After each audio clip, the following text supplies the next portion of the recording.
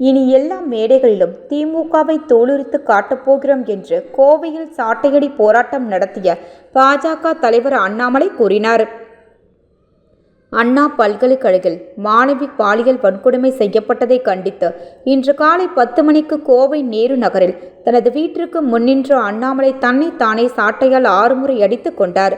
அப்போது பாஜக தலைவர்கள் உள்ளிட்ட கட்சி நிர்வாகிகள் உடனிருந்தனர்.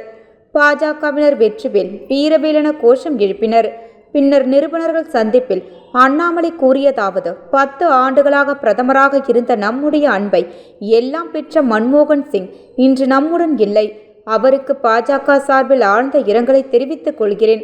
வரும் நாட்களில் எப்பொழுதும் அவர் நமது நாட்டிற்கு வகித்து கொடுத்துள்ள பொருளாதார நினைவு கொள்கையை நினைவு கூர்வோம்.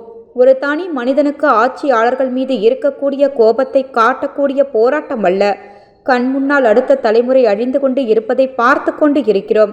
கல்வியின் தரம் கீழே வர ஆரம்பித்து இருக்கிறது. போராக இருந்தாலும் கூட ஒரு பெண்ணின் மீது கை வைக்க கூடாது என்பது மண்ணின் மரபு. வரும் காலங்களில் போராட்டங்களை தீவிரப்படுத்த போகிறோம். ஆனால் இன்றைக்கு தமிழகத்தின் பெண்கள் மற்றும் குழந்தைகள் மீது தொடுக்கக்கூடிய குற்ற செயல்கள் ஒவ்வொரு நாட்களுக்கு அதிகரித்து கொண்டே இருக்கிறது. எதற்காக 6 சாட்டை அடி காரணம் இருக்கிறது. முருகப் பெருமானிடம் எங்களுடைய வேண்டுதலை 6 சாட்டை அடியாக சமர்ப்பிக்கிறோம். விரதம் இருக்க போகிறோம். அரசியல் பணியை செய்ய போகிறோம். ஆண்டவனின் முறையீடாக போகிறோம்.